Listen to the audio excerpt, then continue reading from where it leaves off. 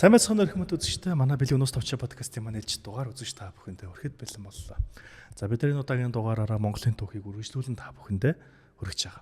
За тийм учраас үзэж та бүхэн маань бидийг дэмжиж лайк, шеэр, сабскрайб авч манайхан заавал дараарай. За мөнгөний доор гарч байгаа даасанд сэтгэлийн бяцхан тусдын буюу донешн нэлээгээрэй гэж та бүгдээс хичээн хүлээ өсөж байна. За багштай өдрийн минь төргий эсвэл орой минь төргий. За цонхоор харахад бол одоо орой минь юм ааш. өдөр байгаа. За өдрийн минь. За багш өмнөх дугаар дээр юу яриад дууссан. Чингэм ханху хунтай аж гэж ярих нь зөв. За ханху чингэм, хундай чингэм те. Хар хоринд хөдөлтаа нээж тамаач болоод өөрөө тамаач болоод явчихж байгаа юм шиг тавьж сайн дураар те. Тэгтэл усны зовлонтой юм бас байх юм ба тавьж ер нь аливаа эзэнт гүрний түүхэнд их юм байх юм. Яагаад ингэж нэг юм татварууд ч юм уу эсвэл баг хаттууд ч юм уу одоо те ямар нэгэн байдлаар өөр хатнаас төрсөн хунтайж болох хүнийг жоохон яадаг. Одоо энэ одоо юу гэмээр юмтай багш те. Жоор утгадаг тий. Энэ бол одоо бүр манжи үед бол бүр амар гардаг штэ багш. Одоо манжи бүр амар гардаг. Миний одоо ер нь нөгөө харж яснаар бол манжи үеийн тэр татвар юмсын ордны хувилдаан гэл нэг юм амар хүн итгэхэргүй нэг юмнууд гардаг штэ багш тий. Тэрнтэй төстэй яг тэр биш ч гэсэн бас тэрнтэй нэг төстөөх нэг тийм үйл явдал бас ер нь тарагдаж гин гэж бол харагдаад байна багш. Тий. За нэг тиймэрхүү үйл явдал болж байгаа. За мөн дээрэс нь монголчуудын өмнөд Азад хийж байгаа дайны ажиллагаа бас одоо үргэлжилж байгаа.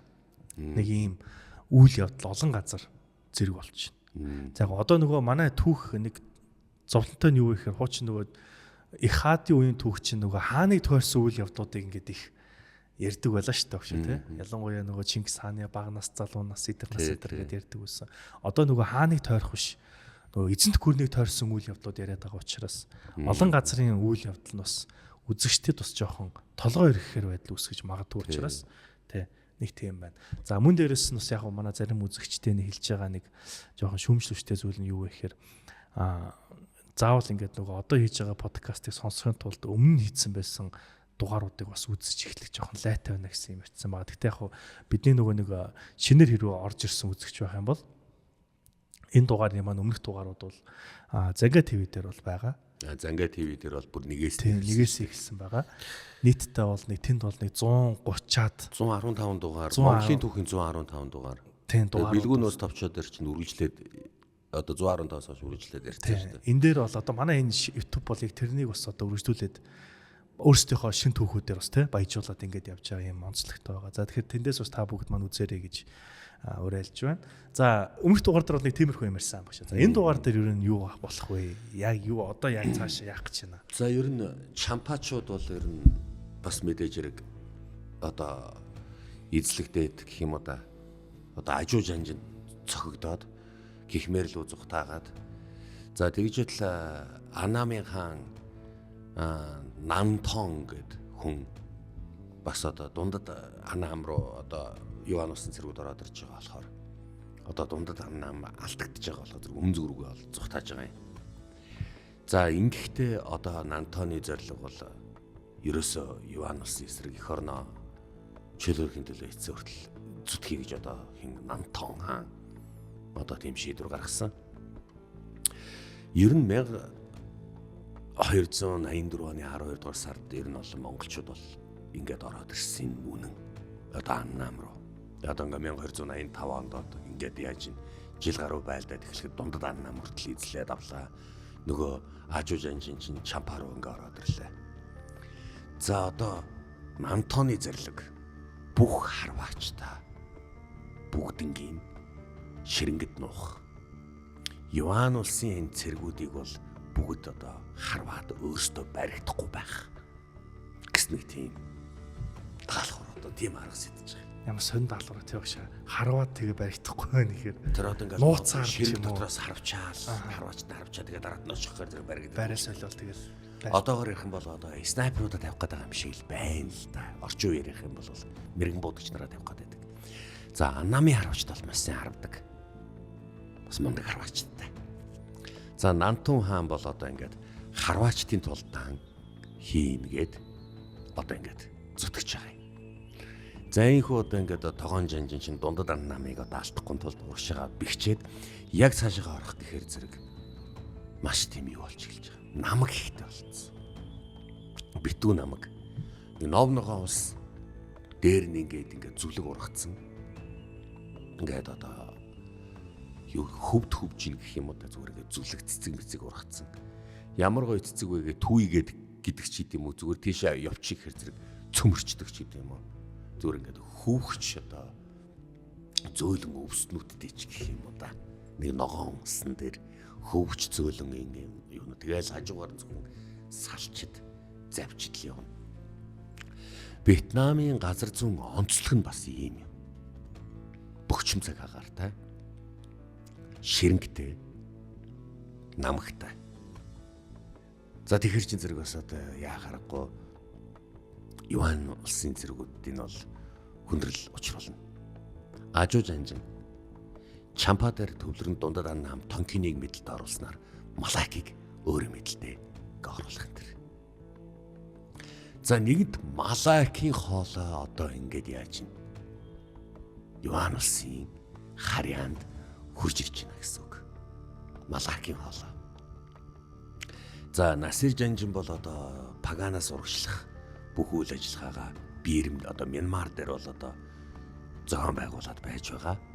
Паганаас урагшлан гээд Паганы дайныг одоо цааш нь үргэлжлүүлэхийн тулд одоо Даадуу хот руу илч явуулж нэмэлт хүч явуулаач гэсэн тийм одоо илч явуулснаас Хувлаахан тийшээ бас 300-аас 400 мянган зэрэг явуулсан байгаа юм. Тэгэхээр зэрэг одоо Паганы хойд хэсгээр буюу дундад хэсэг рүү Юан улсын цэргүүд орж ирж байна гэсэн үг. За ингээд одоо өмнө зүгт их томоохон байлдан дагуулд байлдааны ажиллагаа явж байлаа. Их хаантны өргөнд нэгэн илч ирлээ. Хаантан байна. Маш чухал яралтай мэдээрлээ. Айлдаг хаантан байна. Одоо хэцүү зүйл боллоо. Төвдөд бослогод ихтсэн. Юу? Яахара? Бэрэгүүний урсгалынхан Пагвагийн урсгалынхныг бүгднийг шахаж сүмээдүүдийг нь дайрч эзлэн галдан шатаач тонж дээрэмдсэн байна. Ийхүү бэрэгүүний урсгалын бослог гараад ирлээ. Бэрэгүүний урсгал яахаараа тэгээд тийм ээ. Тэгэхээр зэрэг манай их багш Пагвламтны сургаал одоо их Юан улсад суларч эхэллээ гэсэн үг. Тийм байна. Юунаас болсон юм? Эхлээд Даосны татвараас болсон хаант байна. Та төвдөөс Даосны татварыг маш их татсан байна. Хоёрдугаарт 10 гурилны татвар байна. 10 татвар. Дайн болж байхад би татвар татах ёстой. Тэд нар надад татвар төлөх ёстой. Тэгтээ тентхийн иргэд бор урилгүй болсон учраас. За. Өөр 10 гурил болон давсны татвар. Өөр та сарлагын хөврийн татварыг маш их авсан байна. Ингэснээс болсон. Тийм болохоор зэрэг бэрэгүүний урсгал яаралтай үйл ажиллагаанд ороод хөдөлгөөнд ороод эхэлсэн байна. Энэ байдлаараа байх юм бол энэ бослого төвдөд түүмэр дэгдэх нь хаан эзэнтэй байна. За ойлголоо. Төвдөд би гадагшаага дайн хийгээ завгүй байхад бас төвдөд бослого гарч ил байдаг. Энэ төвдөд болсон бослогыг яаралтаар бэрэгүүнчүүд одоо юу хийж байна? Тэд нэр уул хатандаа нуугдчихсан нууцаар үйл ажиллагаагаа хийж байгаа. Нууц тоглогоо хийж байгаа. Ойлгомжтой. Босгочдыг бүгднгийн байр. Бүгднгийн дар. Бүгднгийн цаазал. Тийм болохоор зэрэг би 100 мянган зэргийг гаргах болно. Ойлголоо хаантан байна. цэргийн зөвлөлийн оролдуулаад. Төвдөд бослог гарсан байна. Цэргийн зөвлөлийнхөө. Тэгэхээр Бэрэгүүнийхэн бослог гаргасан байна. Сарлагын татвар, сарлагын хөврийн болон 10 мөн давсны татварыг нэмсдээс болсон. Манай улс дайны байдалтай байгаа цагт би өнцөг болон бүрээс татвар татаж байгаа. Тийм учраас би энэ бослохыг дарахын тулд тийшээ 100,000 цэрэг илгээх бодолтой байна. Энэ бослохыг одоо дарах хэрэгтэй. Тэгэхгүй бол манай Иван улсын бичиг соёл нэгдсэнийг шашинд харшилдаан үүсгэнэ. Ойлголоо хаана. За энэ 1285 онд одоо ингээд төвдийн бослох эхэлсэн. Хувлааны үед. Дотроо бас эн чинь эзэнт гүрний зовлон бослохтой л байгаа. Жаргаж өгөх байгаа юм бол бас нэг одоо байсан гэвэл би сайн мэдэхгүй байна. Гэхдээ хаан татвар татж байгаа тохиолдолд хааны татварыг төлөх ёстой. Тийм болохоор зэрэг зарим газараа жаргаж өгч ийсэн л байх. Зарим газараа бас хувлаа хааны татварт бас хэцүүдж л байсан байгаа бах. Ер нь төвдүүд их онцгой айгу ядаргаатай газар. Өндөр уулын оройдор байдаг. Тэр цастуулын оройдор байдаг. Тийм болохоор зэрэг тэд нар бол ингээд сарлагаа маллаад тэгээд за ингээд 10 гурил шар тосоо идээд явж ил байсан биз. Давсны худалдаа. Ер нь бол энэ төвдийн нутаг болон балбын нутаг цаашаа жагрын орны нутаг нь бол давсны худалдаа болон шар тосны худалдаа төлхөө хэрэглэгддэг юм. Тухайн ард түмэн өөрсдийнхөө аж амьдралаасаа гаргаж байгаа худалдаагаа л хийж байгаа нүнэн. Нэмээд ядаж байгаад шар будааны татвар татцсан юм аа. Асуудал энэс болсон юм. Ийхүү Бэрэгүүний урсгалынхан төвдөд Пагуламл одоо жалцсангийн одоо эсрэг гэх юм уу да. Одоо Пагуламл одоо жалцсан чинь улсын багш шүү дээ. Хувлаантай багш шавын барилга тогтоосон дөрвөлжин бичгийг зохиосон гэд хоёлоо Иван улсын соён гэрэл дээр бас ярьж л байсан. Ийхүү өөр урсгалынхны бослого бас төвдөд гарч эхэллээ. За ийхүү төвдийн бослого болоо бас Иван улсыг бол дотор нь бол нэлээд сандраач байлаа. Харин энэ үед Умард хязгаарт юу болж байв? Их Иван улсын Умард хязгаар. Монголын тал нутаг, хар хорин хот, ханхүү Чингэн. Би хасар ахын удам, одоо хасрын удам. За эднэртэй хэлцээр иймэр байна.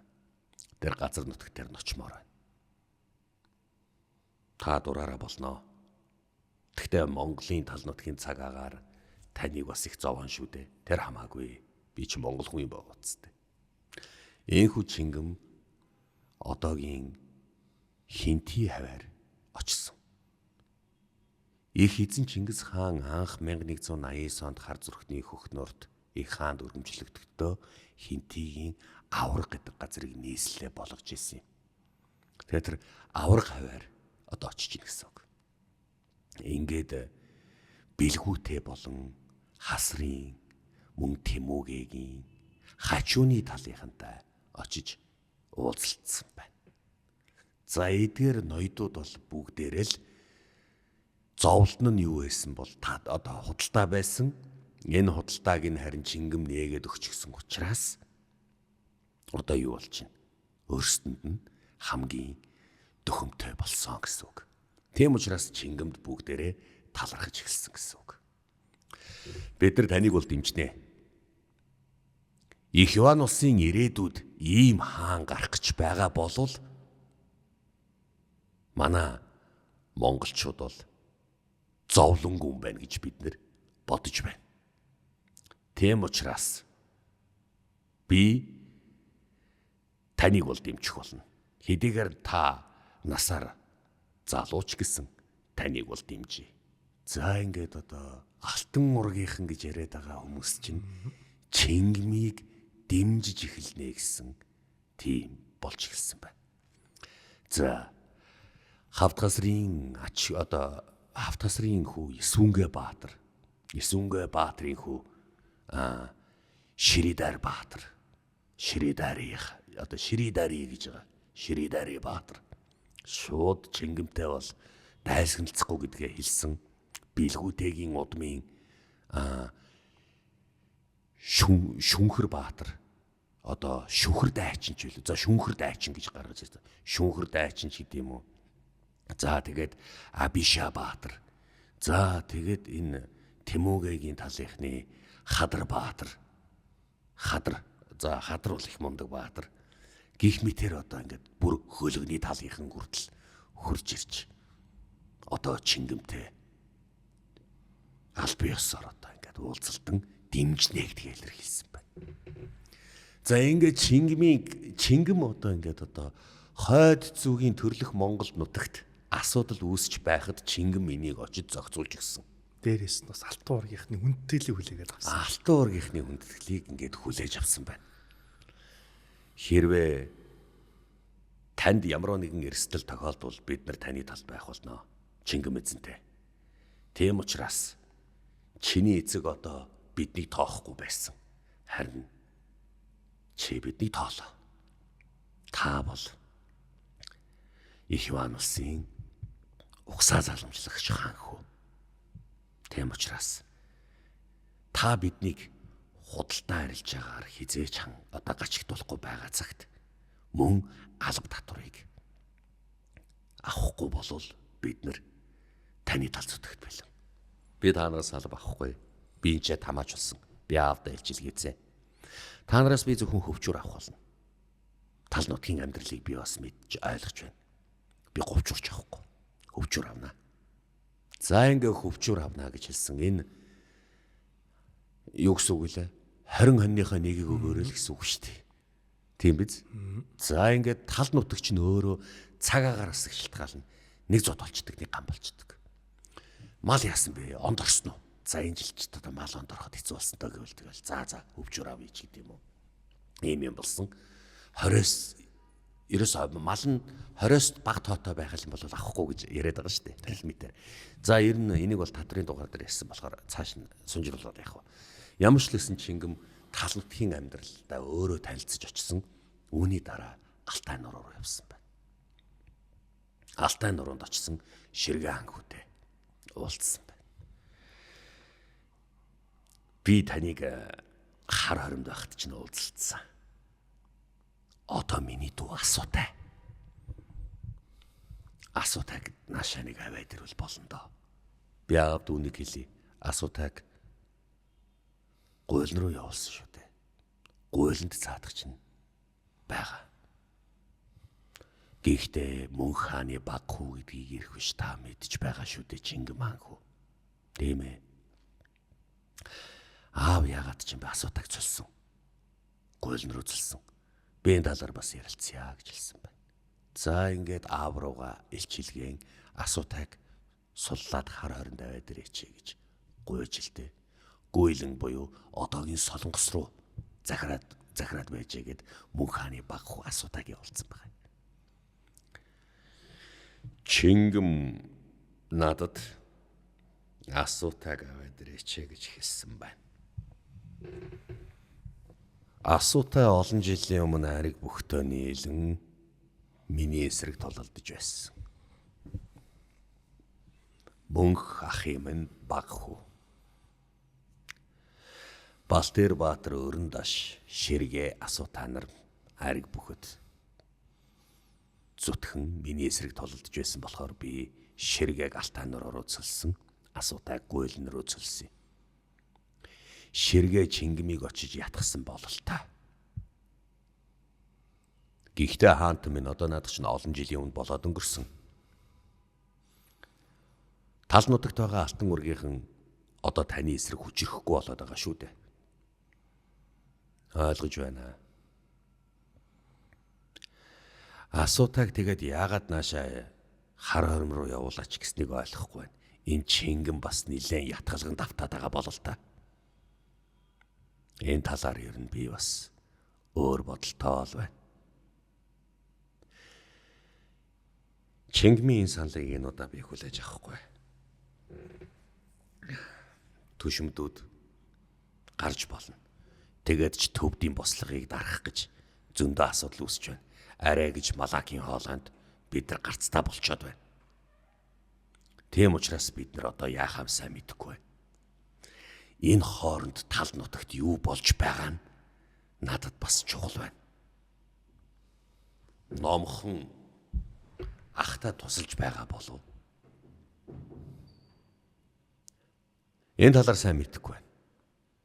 Номгоныг ер нь бол би хараармаас холдуулах бодолтой байна. Намбухтны дууд. Ойлголоо. Зөвлөгийг тараа. Намбухтан номгон хан хүүгийн ээж нь. Их хаан та дуудуулав. Тэглээ. Чиний хүү Чингэн махтагаа цуг. Хар хоримд байгаа юм байна. Тэнд хамт тамаач болъё гэж гуугаад ах шиг байна. Гэхдээ ихтэй уул нь бол таны баг хүү одоо өмнө зүгт анамд байлдаж яваа. Гэтэл бусад хүүхдүүд чинь танаас тушаал аваагүй байгаа. Чингэмд ихтэй яахаараа таны үгийг зөрчиж намбуу. Би чамтай чиний хүүгийн талаар ярих гэж ирлээ. Номгонг би хар хоримд тамаач байлгаж, хар хоримд удирдуулж исэн дээр болов гэж би бодоод байна. Энийг сайн мэдэхгүй байна. Энэ бол хаантан таны шийдвэр. Гэхдээ Чингэм дүүгээ уруу татаж явж байгаа нь ойлголоо. Ойлголоо. Босод хаттыг оруулж ир. Миний хүү Чингэм угсаа саламжлах хунтайч. Хойд зүгт алтан ургийнхны итгэлийг олсон байна. Та нарын хувьд бол ямар бодолтой байна? Чингмийн зүгөө хойд зүгээс одоо амар тайван боллоо шүү дээ. Одоо ямар ч лсэн хайдуу болон алтан ургийнхан, мэлэг төмрийнхэн бүр хотулан хүртэл дайрахгүй гэсэн үг. Чингмийг тэнд байлгаж байгаа нь их зүүн хэрэг гэж бодож байна. За. Хатын зөвлөгөөг би хатын над зөвлөж байгаа зөвлөгөөг би ойлголоо. Хаттууд тарж болно. Намбуу хатны өргөө. Миний хүү номгон уулна Чингмийн дараагийн хаан болох ёстой байдаг. Чингэм л ёстой жинхэнэ энэ улсын ирээдүйн хаан болоод байдаг. Гэхдээ миний хүү одоо номгон хар хоримд байгаа надад баяртай боловч айц төрүүлээд байна. Ямар ч л байсан би хүүгээ хаан болгож чаддгүй маа гэхэд би хүүгээ нэг амьд авах хэрэгтэй байна. Энэ бол бүх хаттын зовлон. Хатан болгон өөрийнх нь хүү эрсдэх болоо гэж бүгд айдаг. Тиймээс би Чингмийг л ямар нэгэн байдлаар л хар хоримд байлгах сонирхолтой байна. Харин хүүгээ татах сонирхолтой байна. Энэ талаар хаанд яаж илэрхийлэх вэ? За ингээд өөр хаттууд нь бас энэ янз янз юм болно. Энэ суурьшмал ард түмний нэг зовлон байна. Монголчууд ч одоо нүүдэлчин байсан. Суурьч гарч нэг зовлон тохиолдно. За энэ ямар зовлон тохиолдох гэвэл жив дээр ах トゥ хоёр байла, эзэллээ. За одоо Казахстан, Кыргызстан, Туркмен, Узбек ичи захирж байгаараа би цаашаа Армен гүрж Орос руу явлаа гэдээ яваад өгнө. Төрсөн ах トゥ угээс нөөр итгэх хүн хаана байгаа? Байхгүй. Яагаад гэвэл энэ бол нүүдэлчин ард түмэн, нүүдэлчин эзэнт гүрэн байхгүй юу? Гэтэл одоо Юанос гэж байгуулаа суурьшчлаа. Ордонд амьдардаг боллоо. Хаан олон хатан авлаа, олон татвар юмтай болсон. За нэг хүн хаан ширээнд сууна. Бусад хаттууд нь өөрийнхөө хүүхдүүдэд яаж хамгаалах юм бэ? Энэ чинь өөр хатны хүүхэд хаан ширээнд суух юм бол өөрийнх нь хүүгийн эрсдэлд орно гэсэн үг байхгүй юу? Тэгэхээр энэ чинь юу гэсэн үг вэ? Одоо Хувлаа хаан за ууган хүүд орж тэнгэр талцсан байгаа. За тэгээд дараад нь хин Мангал хаан хүү 3 дугаар хүү Мангал хаан хүү байлдаанд алгагдсан. Тэгэхээр 8 хүү байгаа. Хувлаа хаанд Чингэн бол хаан ширээнд суух ёстой хүн гэж үзээд байгаа юм. Энэ юу гэсэн үг вэ? Хаан болох мандаттай 8 хүн байна гэсэн үг байхгүй юу? Чингэм хэрвээ хаан ширээнд суух юм бол Чингмийн оронд запас 7 хүн байгаа. Тийм биз? За бараг 8 хүн байна шүү дээ.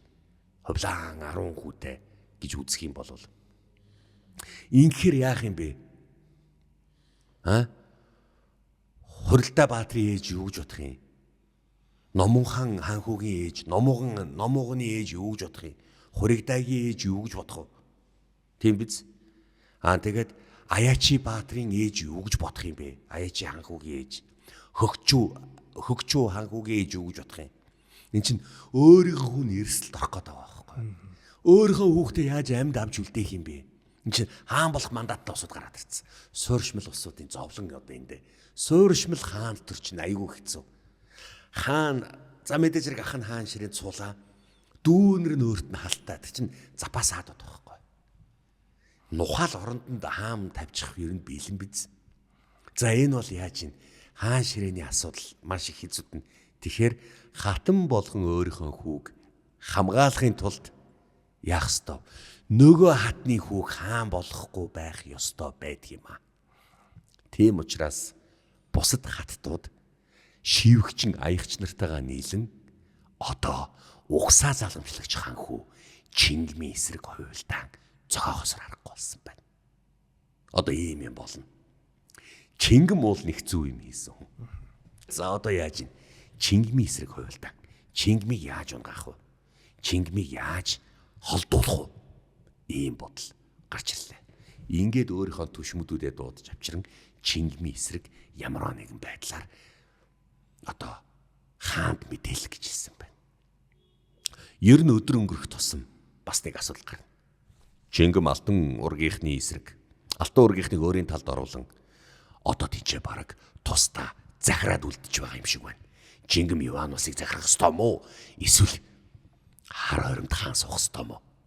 Хайдуу хүртэл түүнийг дэмжсэн таны дайснуудын дэмжлэгийг авсан шүү дээ. Их хаан Хувлаа. Та энэ талаар бас нэг юм бодох биз. Эцэг хүү хоёрын хоорондох асуудалд оролцсон ингэж үг хэлж ирсэн элчийн толгойг ав. За ойлголоо Хувлаа хаантаа. Ингэж явсан. Хувлаа хаан дар сэтрүүлэн заримдаа хордонтоо сууж байтал хатад аягч шивгчнүүд нь орж ирнэ.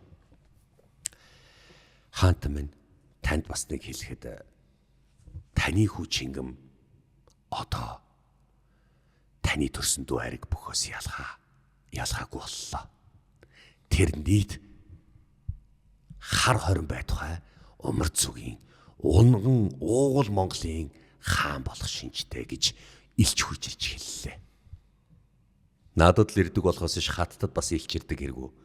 Үгүй энэ чинь бас тэнд юу болж байгааг хаттад бас мэдчих ёстой үсттэй. Ойлголоо. Явж болно. Ямар их хатгаас бай тээ багш. За одоо бас ямар зовлонтой хатгаасууд их орж ирнэ. Тэгтээ бас тэгж бодуулахаар юм тий. Хаан нэг цаашааг нь, хоёр цаашааг нь, гурав цаашааг нь, дөрөвдөх удаага нэрээ чи үлээ байн хурж ирээд чи хоногчлаа авна ш та тань. Яалтч нөгөө ариг бүхтэр яг ийм үйл явдал болсон л доо. Тэгсэн. Тий. Өөрийгөө тэнд ингээд өөрөө хамбалыг гитарахт нь тэнд бас дүүн алтан ургийнхны дэмжлэгээр их хаан болчдөг. Тэгээ нэг дайтах хэвээр болсон. Нэрээ баг өөрийнх нь хүүн тэнд дэмжлэг аваад тал нутагт их хаан болчих юм бол тэгээ яа юу болох вэ? Бас яг тийм бол. За энэ хатад шивгчдийн бас нэг хатгаасаад орж ирсэн. Хувлаа хаан чинь бас олон хатантай олон хүүтэй. Ядж байхад Чингэм хаан хүүгийн ээж буюу их хатан Чаби хатан биш үү? Эрт тэнгэр талцсан байдаг. Чи өөрийгөө хүүгээ хамгаалах хүн одоо байхгүй байна гэсэн үг байхгүй юу да. За одоо асуудал үүсчихлээ. Хаан эзэндэн хувлаа танд бараалах юм. За юу болов? Умар зүгт Чингэм хар хоринд бүгдийг төвлөрүүлж байна. Тийм учраас худалдааг улам илүү хийгээч гэж танаас хүсэж байна. Тэгээд ч бас тэнцээ их бичгийн хүрээлэн хөгжүүлж байгаа сурагтай. Ингэснээр хасрын талынхан болон Тэмүүгэгийн талынхан мөн бэлгүүтэй хажууны талынхан болон өлгөний талынхан дэмжсэн байна. Тэр тодорхой. Гэтэл алтай цөлөгдсөн байгаа Ширгээ хаан хүртэл Чингэмийг дэмжиж байна. Чиний гинэ сонсов. Түүний төрсөн дүү Номууган надад ийм л чилгээлээ. Номууган ахыгаа тийм ээ, Номууган бас энэ мэдээг танд биш уулны ээж дээлэрэ гэсэн юм байна.